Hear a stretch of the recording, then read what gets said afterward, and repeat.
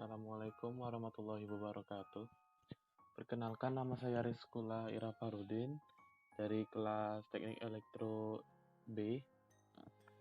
Pada kesempatan kali ini saya akan menjelaskan tentang pengelolaan dan pengolahan limbah elektronik atau e-waste. Apa itu sampah elektronika atau e-waste? Limbah elektronik e-waste adalah sampah atau limbah yang berasal dari peralatan elektronik. Contohnya adalah telepon genggam, komputer, televisi, mesin cuci, dan sebagainya. Limbah elektronik mengandung bahan yang berbahaya dan beracun, seperti logam berat, PVC, PCB, dan lain-lain yang dapat merusak kesehatan dan lingkungan. Oleh karena itu, sampah elektronik harus dikelola agar terpisah dari jenis sampah lain dan mencemari lingkungan sekitar. Sampah elektronik atau dikenal dengan electronic waste, e-waste atau e-scrap atau waste electrical and electronic equipment (WEEE) merupakan bekas elektronik dan peralatan elektronik yang sudah tidak digunakan atau dibuang oleh pengguna atau produsennya. Selama ini memang belum ada konsensus tentang apakah sampah-sampah elektronik tersebut dapat digunakan kembali atau dijual kembali atau diperbarui kembali. Selanjutnya, pada dasarnya sampah elektronik dapat diklasifikasikan sebagai berikut. 1. Peralatan rumah tangga berukuran besar, large household appliance, berlabel large HH. Masuk kategori ini diantaranya mesin pendingin ruangan, AC, mesin cuci, lemari es, kulkas, dan oven. Yang kedua adalah peralatan rumah tangga berukuran kecil, small household appliance, berlabel small HH, seperti kipas angin, kompor, blender, toaster, dan vacuum cleaner. Yang ketiga adalah peralatan komunikasi dan teknologi informasi, IT, dan telecommunications equipment, berlabel ICT, komputer, laptop, printer, telepon, modem, handphone, mesin fax, mesin scan, baterai, kalkulator masuk dalam kategori ini. Yang keempat adalah peralatan hiburan elektronik, customer equipment dengan label CE, yaitu TV, radio, dan pemutar DVD atau VCD. Untuk yang kelima, ada perlengkapan pencahayaan, lighting equipment dengan label lightning. Dan serta yang keenam, alat-alat listrik dan elektronik, electrical and electronic tools with the exceptions of large-scale stationary industrial tools dengan label ENE tools. Itu masuk ke kategori ini, salah satunya adalah mesin bor. Yang ketujuh adalah mainan elektronik dan peralatan olahraga, toys, leisure, and sports equipment dengan label toys. Yang kedelapan ada perangkat medis device with the exception of all implanted and infected product dengan label medical equipment. Dan yang terakhir adalah ada alat monitoring dan alat kontrol, monitoring dan kontrol instrumen dengan label MNC.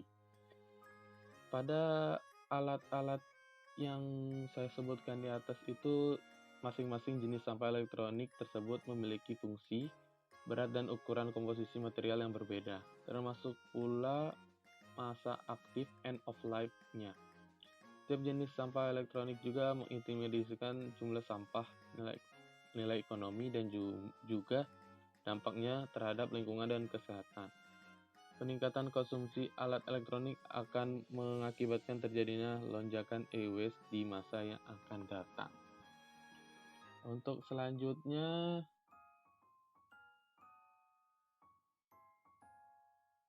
asal-usul serta alur sampah elektronik dan peralatan elektronik dapat digambarkan sebagai berikut.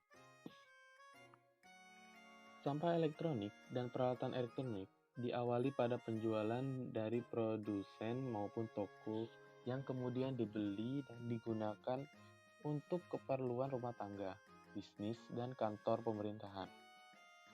Masing-masing elektronik dan peralatan elektronik memiliki masa pemakaian lifetime yang berbeda-beda.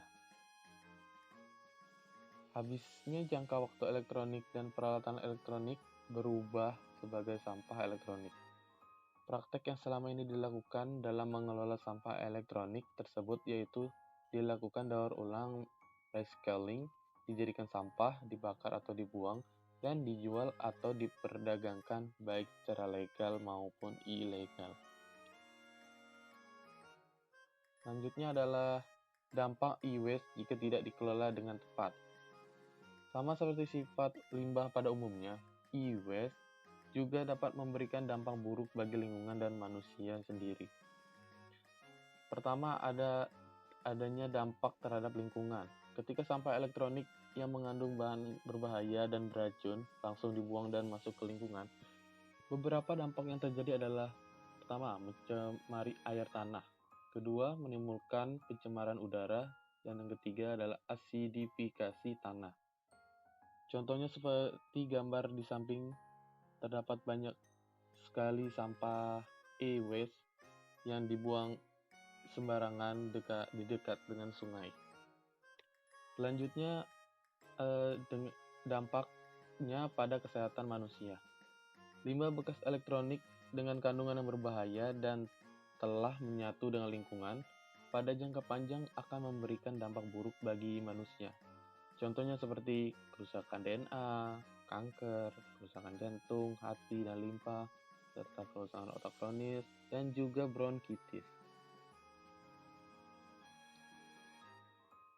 Pengelolaan limbah elektronik. Demi mengurangi perkembangan dampak buruknya, e-waste perlu dikelola dengan penanganan yang baik dan tidak boleh bercampur dengan sampah domestik. Pengelolaan dan penanganan yang baik pada bekas elektronik yang sudah tidak digunakan dapat bermanfaat juga untuk didaur ulang agar menjadi alat yang bermanfaat kembali. Beberapa langkah umum dalam mengelola e-waste adalah: pertama, pengumpulan bekas elektronik. Pengumpulan elektronik yang sudah tidak bisa digunakan pada suatu tempat, jangan langsung dibuang ke tempat sampah hingga bercampur dengan sampah rumah tangga. Yang kedua, ada penilaian sampah elektronik. Memilah sampah menurut jenis-jenis elektronik bertujuan untuk memisahkannya agar lebih detail dan mudah menentukan langkah pengelolaannya. Yang ketiga, ada perbaikan sampah elektronik yang terpilih. Kamu bisa juga memilihkan jenis elektronik yang sekiranya masih bisa direparasi sehingga pengelolaannya adalah membuat alat elektronik menjadi bermanfaat kembali. Yang keempat, ada daur ulang. Tahap ini biasanya perlu dilakukan oleh perusahaan tertentu yang memang fokus mengurus pengelolaan daur ulang sampah elektronik. Contoh daur ulang itu seperti mengambil sisa-sisa alat elektronik yang dapat didaur ulang untuk diperbaikian kembali dan digunakan kembali. Pemerintah sendiri melalui Dinas Lingkungan Hidup Provinsi DKI mengembangkan upaya penanganan e-waste dengan membuat program pengumpulan, penjemputan, serta sosialisasi limbah elektronik. Program pengumpulan dan penjemputan sampah elektronik akan dapat berlangsung dengan baik jika setiap rumah tangga berkontribusi dalam menjalani langkah pengelolaan yang telah disebutkan pada beberapa poin di atas. Pengumpulan limbah elektronik dihimpun di setiap wilayah kecamatan dan akan dikirim ke Gedung Dinas Lingkungan Hidup Jakarta setiap pekannya.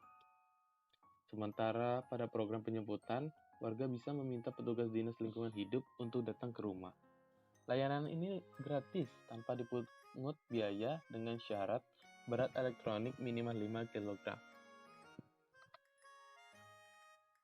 Sekian dari presentasi saya.